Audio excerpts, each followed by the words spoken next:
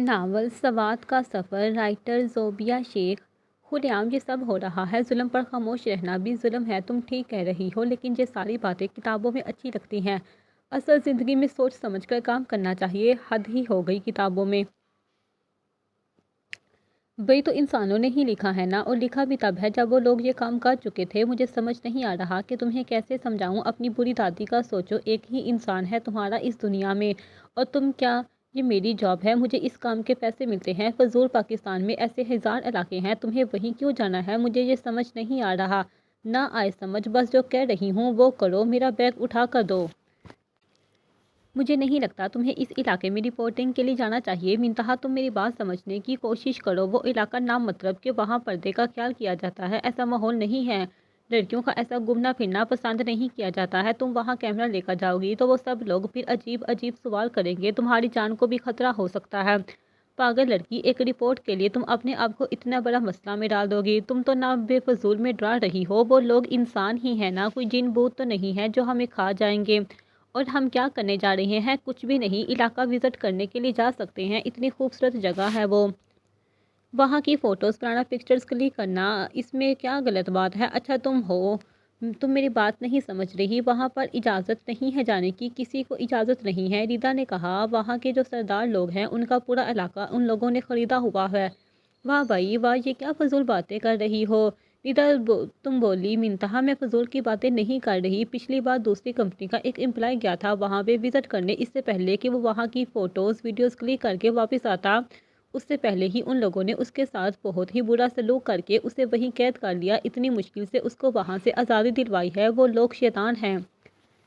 شیطان ان کے نزدیک انسان کو قید کرنا ہی صحیح کام ہوتا ہے۔ انہیں بالکل بھی اچھا نہیں لگتا کہ ان کے علاقے کی تصویریں، ویڈیوز وغیرہ باہر جائیں۔ ان کے لیے یہ بات بہت مشکوک ہے۔ منتہا نے کہا، واؤ یار گریٹ، اب تو میرے اندر نہ بہت زیادہ کریونگ ہو رہی ہے کہ میں اس علاقے میں جاؤں اور وہاں کی فوٹیج لے کر آؤں اور دنیا کو دکھاؤں کہ ہمارے علاوہ دنیا میں کس طرح کے لوگ بھی ہیں۔ پرانی دقیانوسی سوچ رکھنے والی ریدا نے حیرت سے اس بے وقوف لڑکی کو دیکھا اور بولی، تم پاگل تو نہیں ہو؟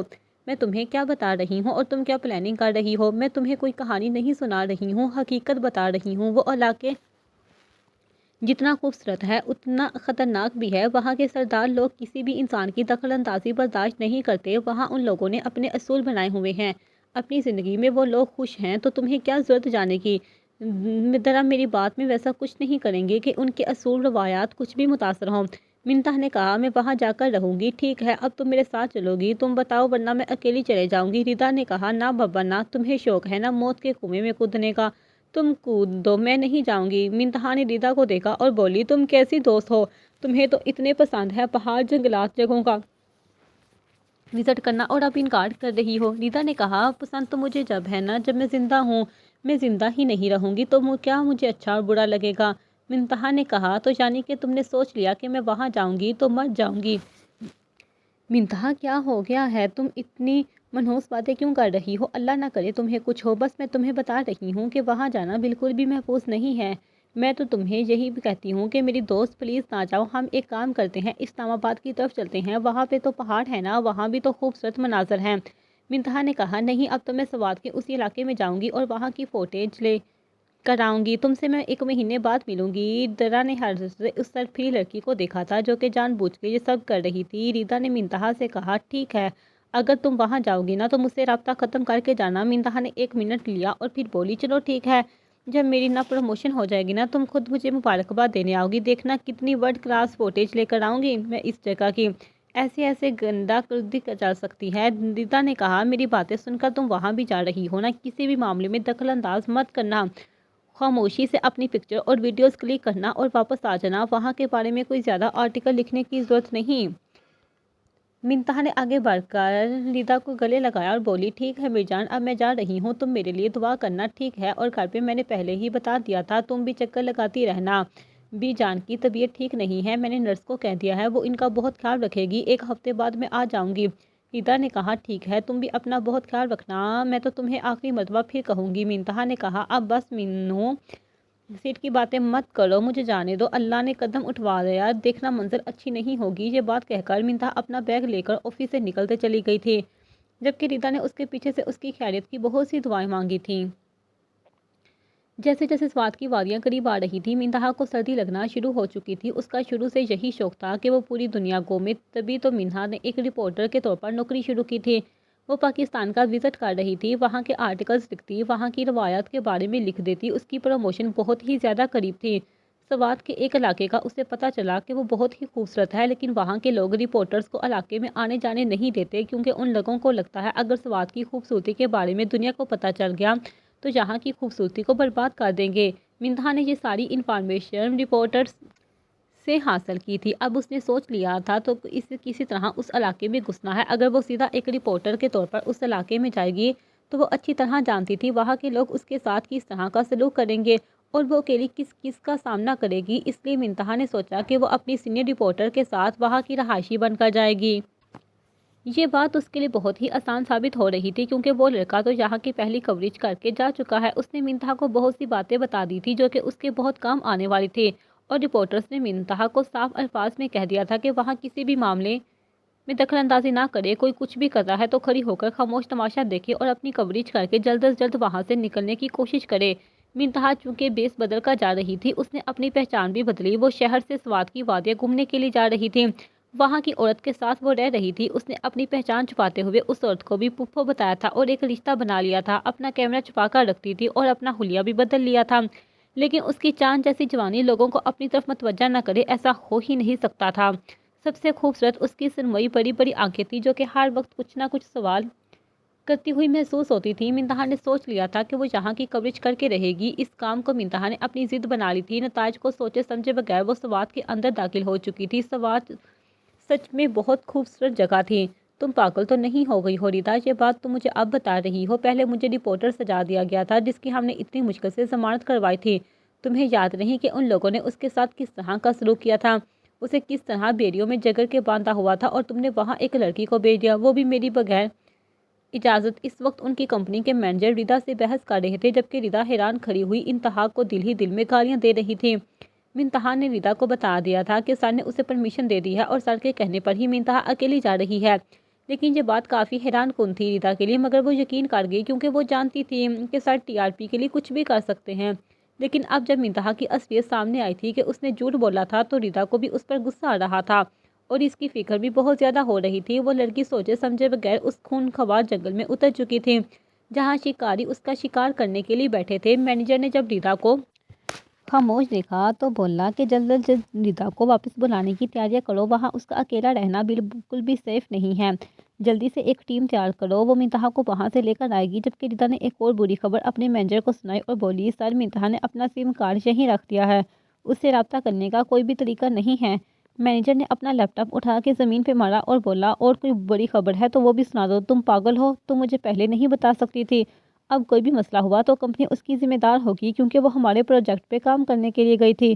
ردا اچانک سر کے اس طرح غصے کرنے پہ بہت زیادہ ڈر گئی تھی اور پھر بولی، سر میری کوئی غلطی نہیں ہے، میں نے سمجھانے کی بہت کوشش کی۔ سر نے کہا اسے سمجھانے کی کوشش کی، ایک مرتبہ تم مجھے تو فون کر کے بتا سکتی تھی، میں اسے نوکری سے نکال دیتا۔ مجھے اچھی طرح پتا ہے کہ وہاں کے لوگ کس طرح کے ہوتے ہیں، میں خود وہاں پہ اسٹے کر کے آیا ہوں۔ ایک مرد کے لیے وہاں سروائیو کرنا مشکل ہے تو سوچو وہ ایک لڑکی ہے، اور وہ بھی لڑکی جس میں اتنی میچورٹی نہیں ہے، نہ جانے وہ کہاں ہوگی، کیا کر رہی ہوگی، سیف بھی ہے یا نہیں۔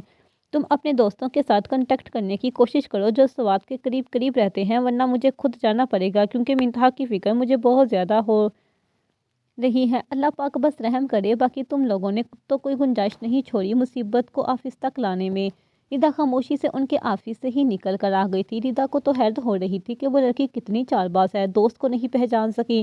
ردا نے بی جان سے بات کرنے کی کوشش کی تو انہوں نے بتایا کہ منتہا وہ اپنی دوست کے گھر کچھ دن کے لیے رہنے جا رہی ہے، وہاں اسے ضروری کام ہے۔ ردا نے اپنا سر تھام لیا تھا، یہ لڑکی اس قدر بڑی پلاننگ کے ساتھ گئی ہے، پتہ نہیں وہاں کیا ہو رہا ہوگا کیا نہیں۔ ردا نے ساری انفارمیشن اپنے مینیجر کو بھیجی اور خود جلدی سے اپنے گھر کے لیے نکلی تھی، کیونکہ اگر وہ مینیجر کی آنکھوں کے سامنے رہتی تو مینیجر نے اسے کچا چبا جانا تھا۔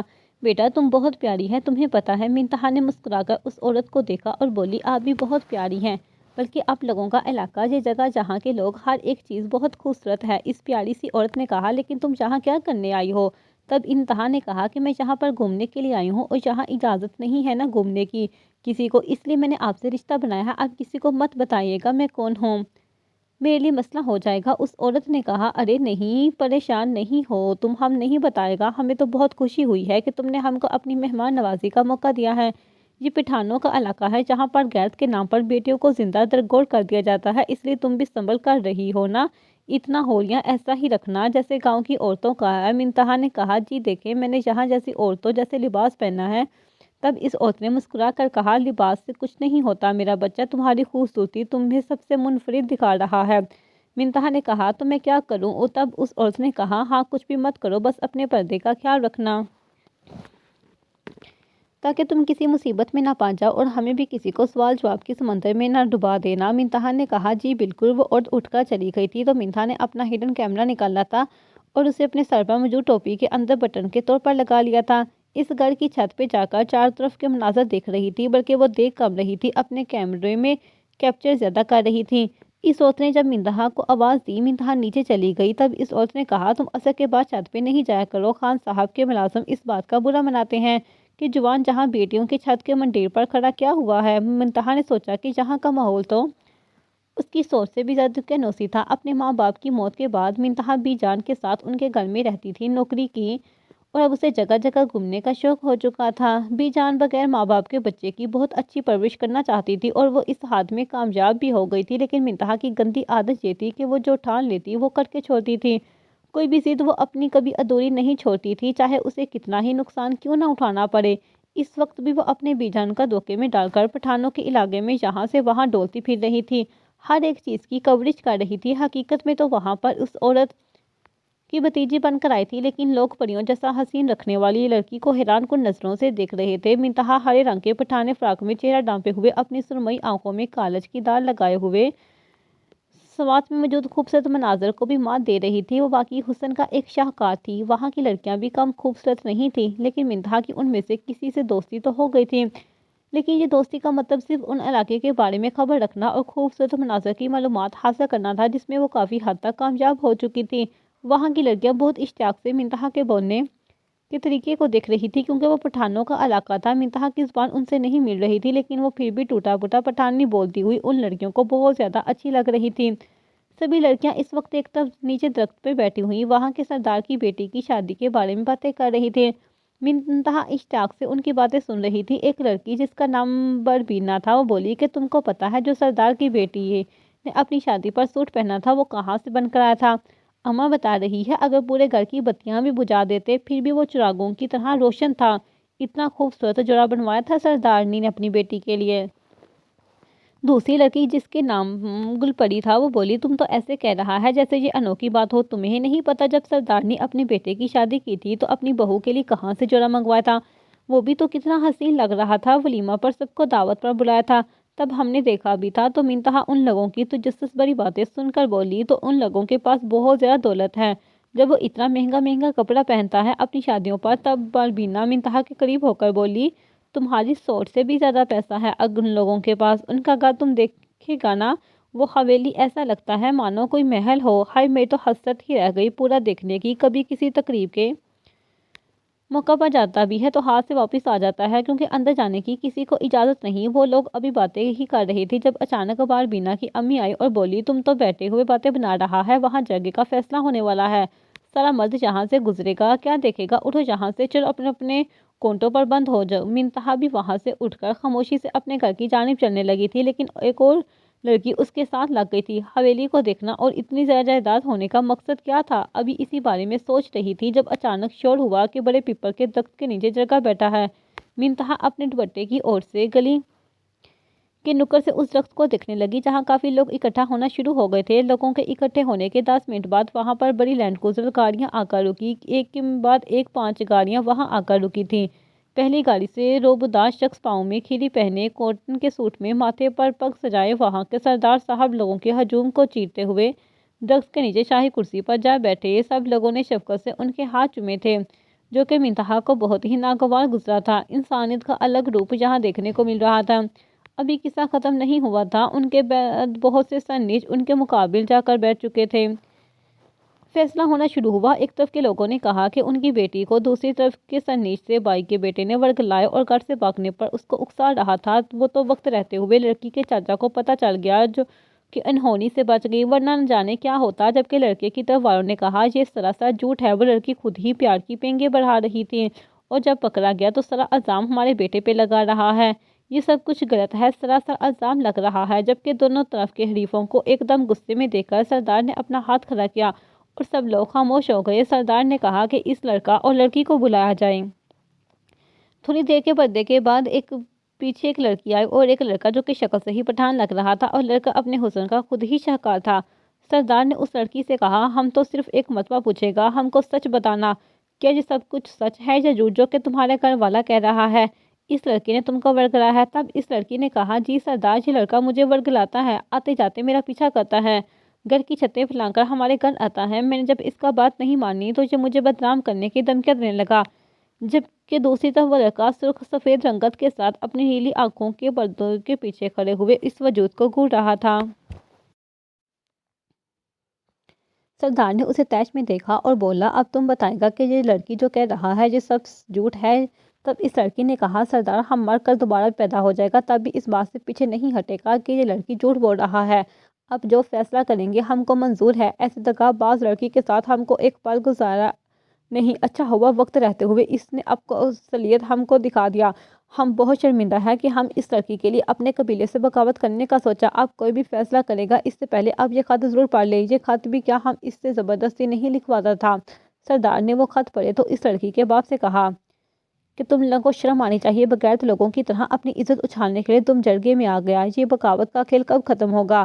اپنی بیٹی کے سمجھاؤ اور باندھ کر رکھو کہ اپنی حد میں رہے۔ اس لڑکی کا باپ سردار کے پاؤں میں سر رکھتے ہوئے بولا۔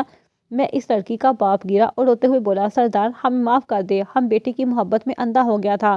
سردار نے ایک جھٹکے سے اپنا پاؤں اس شخص سے چھڑایا اور بولا اب تمہاری سزا یہ ہے کہ تمہاری بیٹی کی شادی مالی کے بیٹے سے کر دی جائے گی جس کے 2 بچے ہیں اور اس کی بیوی مر گیا ہے۔ اس فیصلے پر ہم کسی قسم کا کوئی سمجھوتا یا سوال نہیں کرتا، برداشت نہیں کریں گے۔ یہ بات کہہ کر جرگہ ختم ہوا اور سب لوگ اپنے اپنے گھر کو روانہ ہوئے، جبکہ منتہا سکتے کی حالت میں وہاں کھڑی کی کھڑی رہ گئی تھی۔ کس قدر گھٹیا رسم تھی یہ! محبت کے معاملے میں لوگ اس قدر شفاف تھے۔ وہ لڑکی جو کہ اپنے گھر والوں سے ڈر کر محبت سے انکار کر رہی تھی، اس کا بھی کوئی مددگار نہیں اٹھا تھا، جبکہ اس لڑکے پر منتہا کو رہ رہ کر غصہ آ رہا تھا۔ دل کر رہا تھا ابھی جا کر اس کا چہرہ تھپڑوں سے لال کر دے جو اپنی محبت کو یہاں تک لے آئے، لیکن پھر منتہا کچھ سوچ کر خاموش ہو گئی۔ لیکن اچانک اس کے ذہن میں ترکیب سوجی۔ اس نے سوچا کیوں نہ چاہا کہ ساری ریکارڈنگ کر کے ایک فوٹیج بنائی جائے اور شہر جا کر ان کو نہ شیئر کیا جائے تاکہ لوگوں میں شعور پیدا ہو اور اس طرح کی رسموں سے لوگ پرہیز کرنا شروع کر دیں۔ لوگوں کو ہی لوگوں کا حکمران بنایا ہوا ہے۔ یہاں تو سب لوگ خاموشی سے بت بنے ہوئے اس انسان کا فیصلہ سن کر جو کہ انہی کے جیسا کہ عام انسان تھا۔ فرق صرف دولت کا تھا یا ان کے دماغ کے فطور کا۔ دولت انسان کو کبھی بھی انسان کو بڑا نہیں بناتی، انسان میں انسانیت ہونا ضروری ہوتی ہے۔ منتہا نے سوچ لیا تھا کہ وہ یہاں مزید 1 ہفتہ رکے گی اور اپنی منہ بولی پھپھو سے پوچھا کہ یہاں ہر روز لگتا ہے تو اس کی پھپھو نے بتایا نہیں، ہفتے میں 2 بار لگتا ہے، کہ اگر کوئی اچانک کا مسئلہ ہو جائے تب ہفتے میں 3-4 مرتبہ بھی لگ جاتا ہے۔ منتہا نے کہا اچانک کا فیصلہ کیسا؟ تبھی اس کی پھپھو نے اس کی پیالی میں چائے ڈالتے ہوئے کہا جیسا کہ جو دوسرے قبیلے میں لڑائی ہو جائے، کھیت میں آگ لگا دی جائے یا کسی کے گھر چوری ہو جائے، کسی کی لڑکی بھاگتی ہوئی پکڑی جائے تو اس طرح کے فیصلوں میں دیر نہیں کی جاتی اور جلد از جلد جرگہ بٹھایا جاتا ہے۔ منتہا نے کہا آپ کو نہیں لگتا کہ عجیب سی ایک رسم ہے جس کا کوئی حقیقت سے تعلق نہیں ہے؟ کوئی بھی انسان اپنی زندگی کا فیصلہ خود کر سکتا ہے۔ تب اس عورت نے منتہا کو دیکھا اور بولی نہیں، ایسا کچھ بھی نہیں ہے، ہر جگہ فیصلہ کرنے کے لیے کوئی بڑا معزز لوگ ہونا چاہیے جو کہ ہمارے دکھ سکھ کا ساتھی ہو اور ہر ایک چیز کا مالک بھی۔ اس گاؤں میں جب بھی باڑھ آتے، زلزلہ آتا ہے، کوئی بھی مسئلہ ہوتا ہے تو سردار لوگ بھی سب سے آگے بڑھ کر لوگوں کی مدد کرتے ہیں۔ منتہا نے کہا تو ان کا پیسہ بھی تو سردار لوگ ہی کھاتے ہیں؟ تب اس عورت نے کہا ایسا کچھ نہیں ہے، سردار لوگوں کا شہر میں اپنا کاروبار ہے، ان کی بلڈنگیں ہیں بڑی بڑی، وہ لوگ اپنا کام کرتے ہیں، یہاں بس جدی پشتی حویلی ہونے کی وجہ سے ٹھہرے ہوئے ہیں۔ بڑے سردار کے سامنے کسی کا کوئی فیصلہ نہیں رکتا، وہ فیصلہ ہی سب کے حق میں اچھا کرتے ہیں۔ تم یہ سب کچھ چھوڑو، لڑکی گھومنے پھرنے کے لیے آیا ہے، اچھی طرح یہاں کی وادیوں سے لطف اندوز ہو، اپنے جانے کی تیاری پکڑو، ورنہ یہاں کی تاریخ میں الجھ کر رہ گیا تو یہاں سے جانے کا دل نہیں کرے گا۔ منتہا خاموش ہو گئی اور اٹھ کر چلی گئی۔ اس کے جانے کے بعد منتہا نے اپنے بیگ کی چھوٹی سی زپ سے کیمرہ نکالا اور بولی میں تو یہاں سے جاؤں گی لیکن یہاں کی سرداری کی دھجیاں اڑا کر جاؤں گی۔ اگر یہ لوگ اتنے ہی لوگوں کے ہمدرد ہیں تو گاؤں کی سڑکیں کچی کیوں ہیں؟ ان کی لینڈ کروزر کیسے فراٹے مارتے ہوئے گاؤں میں آتی ہیں اور ان کم عقل لوگوں کو یہ بات سمجھ نہیں آتی کہ انہی کی دولت پر یہ لوگ عیش کر رہے ہیں، انہی کی دولت جنہوں نے شہر میں اتنے بڑے بڑے بلڈنگز بنائے ہوئے ہیں۔ احمد لوگ سمجھنے ہی نہیں کہ یہ لوگ ان سے فائدہ اٹھا رہے ہیں، انہیں اپنا ہمدرد سمجھ رہے ہیں۔ یہ نہیں جانتے کہ کوئی بھی انسان سب سے پہلے اپنا اچھا سوچتا ہے، بعد میں کسی اور کا۔ کوئی بھی آج کے دور میں اتنا فرشتہ صرف انسان نہیں ہے جو دوسروں کے لیے مصیبتیں اٹھائے، لیکن اس برم سے ان لوگوں کو نکال کر ہی رہوں گی، اس کے لیے چاہے مجھے کچھ بھی کیوں نہ کرنا پڑ جائے۔ منتہا خاموشی سے جہاں سے وہاں کمرے میں کوئی جگہ تلاش کرنے لگی۔ اپنا کیمرہ وہاں چھپانے کے بعد منتہا خاموشی سے لیٹ گئی تھی اور فقط یہی سوچ رہی تھی کہ آگے کی وہ حکمت عملی کس طرح کرے گی۔ اگر ان لوگوں کا پردہ فاش کرنا ہے تو ان لوگوں کے ساتھ مل کر اس جرگے کا حصہ بھی بننا ہوگا۔ منتہا نے سوچ لیا تھا کہ وہ اگلے ہونے والے جرگے میں بھی ضرور شامل ہوگی اور اس کی فوٹیج اپنے کمرے میں کیپچر کر کے یہاں سے نکل جائے گی۔ سائے راستے میں اچھا سا آرٹیکل لکھ کے پہلی فرصت میں شہر پہنچتے ہی وہ آرٹیکل کو شائع کر دے گی تاکہ لوگوں کو جلد از جلد اس گاؤں کی اور یہاں کی سفاک لوگوں کی حقیقت پتہ چل سکے۔ منتہا اپنے دان تان بانے سوچ رہی تھی، یہ سوچے سمجھے بغیر کہ آنے والے وقت کا اسے علم ہی نہیں تھا کہ وقت سوات میں طوفانی بارش ہوئی تھی جس کی وجہ سے سردی زیادہ تھی اور لوگ اپنے گھروں میں گھس کر بیٹھے ہوئے تھے، جلے پاؤں کی بلی کی طرح گرمی یہاں سے وہاں چکر کاٹ رہی تھی کیونکہ وہ گھر سے باہر نہیں جا سکتی تھی۔ اس کی پپو نے کہا تھا کہ وہ باہر جائے گی تو کس کے ساتھ بیٹھے گی، تمام لڑکیاں اپنے اپنے گھروں میں بیٹھی ہوئی ہیں، باہر نکلنا ناممکن ہے۔ منتہا پریشان سی واپس بیٹھ گئی تھی، وہ یہاں سے کس طرح باہر نکلتی ہے ایک پل میں انتہائی کے لیے بہت ضروری تھا، وہ پورا ایک دن ضائع نہیں کر سکتی تھی، لیکن اب مجبوری تھی۔ انتہا کھڑکی سے بیٹھے ہوئے پہاڑ کے منظر دیکھ رہی تھی، تبھی اچانک اس نے دیکھا کہ وہ لڑکی جس کو کل گزر گئے میں فیصلہ سنایا گیا ہے، وہ خاموشی سے گلی کی اوٹ میں ہوتے ہوئے آگے سے باہر نکل رہی تھی۔ ملتان نے ادھر ادھر دیکھا کو نہ پا کر خود بھی چادر اوڑھ کر اس لڑکی کے پیچھے نکل چکی تھی۔ مذاق کو لگا کہ وہ لڑکی یہاں سے بھاگ رہی ہے، لیکن کنویں کے قریب جا کر اس لڑکی نے جیسے ہی کنویں میں چھلانگ لگائی تو ممتاز چیختی چلاتی ہوئی اس جانب بڑھی، لیکن بہت دیر ہو چکی تھی۔ وہ لڑکی وقت کے 100ویں حصے میں کنویں میں سماتی چلی گئی تھی کو سن کر گاؤں کے لوگ اس کے ارد گرد ہو چکے تھے۔ ملتان نے بتایا کہ لڑکی کو ہی پہنچ چکی ہے، لوگوں نے نکالا تو اس وقت وہ لڑکی مر چکی تھی۔ یہ صدمہ ممتا کے لیے بہت ہی زیادہ ناقابل یقین تھا کہ اچانک وہ ممتاز پہ کامی ہوتے بھی بے ہوش ہو چکی تھی۔ داغے جب دوبارہ ہوش آیا تو اس نے اپنے آپ کو گھر کی چارپائی پر پایا، دائیں بائیں دیکھا تو کوئی بھی نہیں تھا۔ منتہا اٹھی اور اس کے سر میں درد محسوس ہوئی، اپنا سر تھام لیا۔ منتہا ابھی اس کی سیلری پر یون اور برپینا اس کے آس پاس بیٹھے ملتان ہیں، انہیں حیرت سے دیکھا اور بولے تم لوگ یہاں کیا کر رہی ہو؟ تب انہوں نے بتایا کہ تم بے ہوش ہو گیا تھا۔ کوئی والے واقعے کے بعد منتہا کو اچانک یاد آیا کہ کیسے اس لڑکی نے خودکشی کی تھی۔ انتہا سمجھی کہ وہ صرف یہاں سے بھاگنے کی کوشش کر رہی ہے، طبی بنانے کے لیے ایسا کچھ نہیں ہے، جہاں کی لڑکیاں بھاگ نہیں سکتی، ہمارے پر کٹے ہوئے ہیں، یہاں کی روایت ہمیں جکڑا ہوا ہے۔ تم بتاؤ کسی کا دل نہیں کرتا کہ وہ یہاں سے باہر جائے، دنیا گھومے، اچھی تعلیم حاصل کرے، لیکن لوگ یہاں سے کہیں نہیں جا سکتا کیونکہ ہم تو سزا ہم مقدر ٹھہرتی ہیں، جیسا کہ پریشے کے ساتھ ہوا ہے۔ اب تم اس بارے میں مصروف ہو اور اپنی طبیعت خراب مت کرو، یہ تو یہاں روز کا کام ہے۔ منتہا نے حیرت سے اس کو دیکھا اور بولی کیا مطلب یہاں ایسی خودکشیاں ہوتی ہیں؟ کو دیکھا اور بولی ہاں، یہاں جانوروں سے بھی زیادہ لوگ مرتے ہیں، کچھ لوگ اپنی خواہشوں کی وجہ سے مرتے ہیں اور کچھ لوگ گستاخیوں کی وجہ سے۔ یہاں نظام یہی ہے کہ لوگ سزائیں سیدھی جاتی ہیں کہ وہ لوگ مرنا قبول کرتے ہیں۔ جس لڑکے سے پریشے محبت کرتا ہے وہ دوسرے قبیلے کا ہے اور پریشے دوسرے قبیلے کا۔ ان لوگوں نے یہاں سے فرار ہونے کا راستہ سوچا تو بیچ میں ہی پکڑے گئے، اور اب ایک تمہارا کیا دوسرا بھی عنقریب مر جائے گا، جبکہ پریشے کی شادی جس طرح ہونا پائی ہے وہ ایک بوڑھا آدمی ہے جس کے 2 جوان بیٹے ہیں اور اس میں خواص کوٹ کوٹ کر بڑی ہوئی ہے۔ اس کا نظر بھی اچھا نہیں ہے، ایسے انسان کے ساتھ زندگی گزارنے سے اچھا پریشانی اپنی زندگی ہی ختم کر لی۔ پریشے گل بہت محبت کرتا تھا اسفنجار سے، لیکن اب کیا کیا جا سکتا ہے؟ ان دونوں نے غصے سے انہوں کو دیکھا اور بولے کیوں نہیں کچھ کیا جا سکتا؟ ان لوگوں کو ایک ساتھ بولنا چاہیے جو ہم سب کی زندگی کا فیصلہ کر دیتے ہیں۔ اب گل مر گیا، اب تم یہ بتاؤ کہ اس کی موت کا ذمہ دار کون ہوگا؟ یہی سردار نا، جس نے فیصلہ کیا ہے۔ اس جرگے میں آ کر تم نے اپنی زندگی کی سب سے بڑی غلطی کر دی ہے۔ تمہیں کیا تھا کہ تم یہاں آ کر رہو گی، ساری معلومات حاصل کرنے کے بعد اس کیمرے میں ریکارڈ کر کے رکھو گی اور یہاں سے جانے کے بعد ہماری عزت کی دھجیاں اڑا دو گی اور ہم یہاں بیٹھ کر اپنا تماشا دیکھیں گے؟ ایسا کبھی نہیں ہو سکتا لڑکی، تمہیں اس چیز کا بہت بڑا خمیازہ بھگتنا پڑے گا۔ جبکہ منتہا نے غصے سے سلطان خان زادہ کو دیکھا اور آنکھوں میں آنکھیں ڈال کر بولی خمیازہ تمہیں بھگتنا پڑے گا؟ یہ تم جو فرعون بنے بیٹھے ہو نا، اس چیز کا تم سمجھتے کیا ہو خود کو؟ کسی بھی انسان کی زندگی کا فیصلہ کرنے کا حق تمہیں کس کو دیا ہے؟ جبکہ سردار آنکھوں میں تیش کے اس وقت 5 فٹ کی لڑکی کو دیکھ رہا تھا جو کہ اپنی زبان سے اس کے غصے کو مزید ہوا دے رہی تھی۔ تبھی زنان خانے سے ایک عورت کی آواز آئی۔ اس نے کہا، تم لڑکی اپنی زبان کو قابو میں رکھو۔ جبکہ اس لڑکی جس کا نام منتہا تھا بولی، خبردار اگر بیچ میں کوئی بولا تو مجھے یہاں سے جانے دو ورنہ تم لوگوں کے لیے اچھا نہیں ہوگا۔ سلطان خان زادہ ہنستے ہوئے بولا، اچھا تو تم ہمیں دھمکیاں دو گی؟ تمہیں پتہ بھی ہے تم سوات کی وادی سے نہیں نکل سکتی، یہاں تو پرندہ بھی پر نہیں مار سکتا۔ صحیح کہا تم نے، میں فرعون ہوں، اب تمہیں فرعون بن کے دکھاتا ہوں۔ اگر تم میں ہمت ہے نا تو تم یہاں سے نکل کے دکھاؤ اور یقین مانو کہ میرے علاقے کا کوئی بھی انسان تمہیں نہیں روکے گا۔ منتہا نے اس کو دیکھا اور بولا، میں تمہیں پاگل نظر آتی ہوں، مجھے نہیں پتا کہ تم کتنے بڑے سفاک ہو، مگر تمہیں پالنا منتہا خان سے پڑا ہے، میں کوئی عام لڑکی نہیں ہوں۔ سلطان خان زادہ ایسے لہجے پر سر اٹھا کے اور آگے بڑھ کر منتہا کے دونوں بازو جکڑتے ہوئے بولا، تمہیں میں آخری مرتبہ کہہ رہا ہوں، یوں میرا نام ادب سے لو ورنہ۔ منتہا آنکھوں میں آنکھیں ڈال کر بولی، کیوں؟ ابھی سلطان کچھ کرتا ہے جبھی کسی نے منتہا کو پیچھے کیا اور خود سردار سلطان کے سامنے آ گیا۔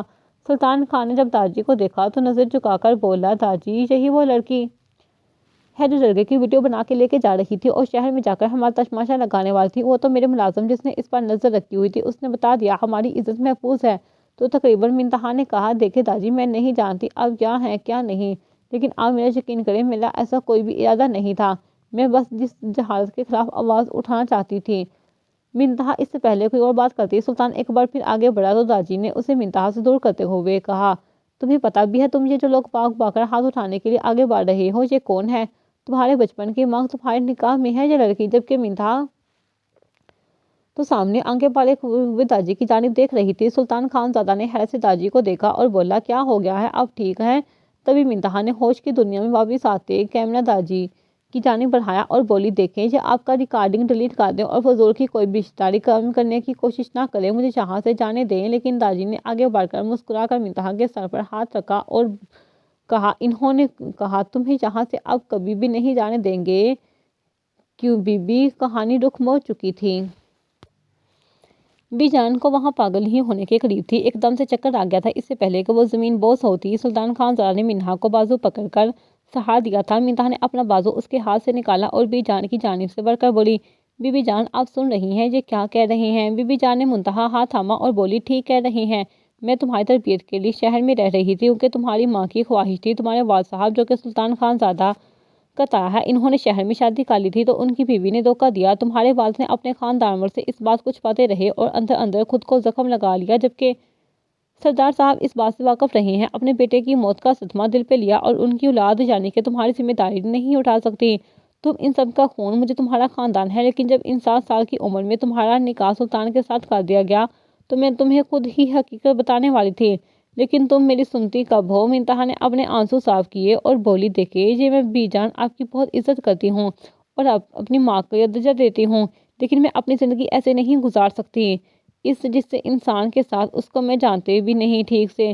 دوسری بات، میں اس جہالت کے خلاف بول رہی ہوں اور آپ مجھے خبر سنا رہی ہیں کہ میں اسی کا حصہ ہوں۔ کبھی ایسا نہیں ہو سکتا، میں ایسے شفاق لوگوں کے ساتھ کبھی بھی زندگی نہیں گزاروں گی، میں یہاں سے جانے دیں۔ منتہا یہ بات کہہ کر جانے لگی۔ داجی نے اس کے راستے میں حائل ہو کر کہا، ٹھیک ہے تم یہاں سے چلے جاؤ، ہم سے غلطی ہو گئی جو ہم نے تمہاری زندگی کا فیصلہ کر دیا، لیکن بس ایک بار اپنے بابا کا سوچو جس نے تمہیں سلطان کے نام کر دیا تھا، اس کا حق تھا تم پر۔ تمہیں کیا لگتا ہے وہ سب کچھ اس نے فضول میں کیا تھا؟ ایسا کچھ بھی نہیں ہے، یہ دیکھیں زمانے کی سرد گرم سے بچانا چاہتا تھا تمہیں کیا لگتا ہے جہاں جہالت کرتے ہیں؟ یہ تمہارا غلط نظریہ ہے، لوگوں کو نہیں جانتی ایک طرف کی بات سنی ہے۔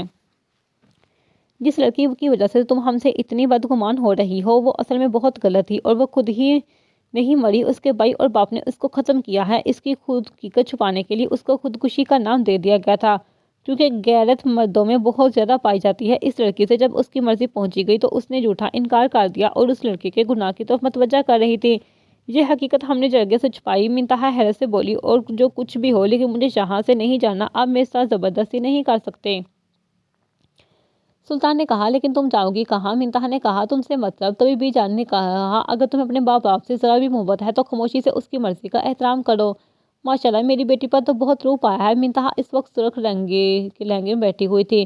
جب بی جان اس کے کمرے میں آئی منتہا نے انہیں دیکھ کر رخ موڑ لیا۔ بی جان مسکراتے ہوئے اس کی جانب بڑھی اور اس کا ہاتھ تھام کر بولی، میں جانتی ہوں تم مجھ سے ناراض نہیں ہو بی جان، آپ نے میرے ساتھ ایسا اچھا نہیں کیا، بی جان نے کہا منتہا تم سمجھ نہیں رہی، سلطان سے اچھا انسان تمہیں کوئی بھی نہیں مل سکتا اور اس علاقے میں تم لوگوں کے بہت دشمن ہیں۔ منتہا نے کہا دشمن ان لوگوں نے بنائے ہوئے ہیں جو نہ۔ بی جان نے کہا ابھی بھی تم غلط سمجھ رہی ہو، اگر کسی چیز کو، کسی روایت کو بدلنا ہو تو پہلے اس میں ڈرنا ہوتا ہے۔ آہستہ آہستہ تم جہاں رہو گی تو ان لوگوں کو بھی شعور دے سکو گی نا، اور تم ان لوگوں کا خون ہو۔ تمہارے باپ نے یہ خط تمہارے لیے ہی چھوڑا تھا، جس کو پڑھ کر تم رضامند ہوئی ہو۔ وہ تمہیں اپنے خاندان سے جڑا ہوا دیکھنا چاہتے تھے۔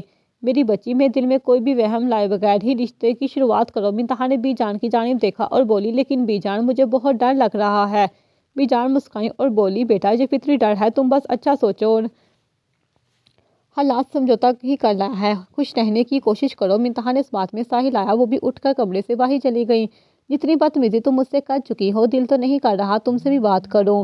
نہ تو کر رہی ہوں، تم مجھ سے بات کرو۔ منتہا نے سلطان کی جانب دیکھتے ہوئے کہا مجھ سے نہ فری ہونے کی ضرورت نہیں ہے تمہیں۔ سلطان نے کہا فری نہیں ہو رہا، بس دوستی کرنے کی کوشش کر رہا ہوں۔ تو اب تم اپنے شوہر سے دوستی بھی نہیں کر سکتا؟ منتہا نے کہا ایسی کوئی بات نہیں ہے، میں اس رشتے کے موقع دینا چاہتی ہوں، تب اس وقت جہاں موجود ہوں، لیکن تم مجھ سے ایک وعدہ کرو۔ سلطان نے کہا ہاں بتاؤ کیا وعدہ؟ منتہا نے کہا یہ وعدہ کرو کہ تم میری مدد کرو گے، اس گاؤں کی روایت کو بدلنے کے لیے تم جہاں کے سردار ہونا۔ تبھی سلطان نے کہا تم بھی تو سردارنی ہو، میں تمہارے فیصلے کا احترام کروں گا۔ منتہا نے کہا تم میری بات کو اہمیت دو گے، بولو۔ سلطان نے کہا بالکل ٹھیک، تمہیں زندگی میں مقام دیا ہے، جگہ دی ہے، اب آگے جا کر تمہارا ساتھ بھی دوں گا۔ منتہا نے کہا ٹھیک ہے، میں پھر تم سے دوستی کرنے کے بارے میں سوچوں گی۔ دونوں ہی قہقہ لگا کر ہنس پڑے تھے۔ زندگی کب کہاں کسی طرح کا رخ بدلے کسی کو خبر نہیں، بس سب اپنی اپنی انجانی منزل کی جانب گامزن ہیں۔ اچھا وقت ہمیشہ برے وقتوں کو گزار کے ہی آتا ہے، اور اب اچھے وقت نے ان کی زندگی کا رخ کیا تھا۔ ایک پرامن زندگی، خوشحال زندگی شروع ہو چکی تھی۔ ختم شد۔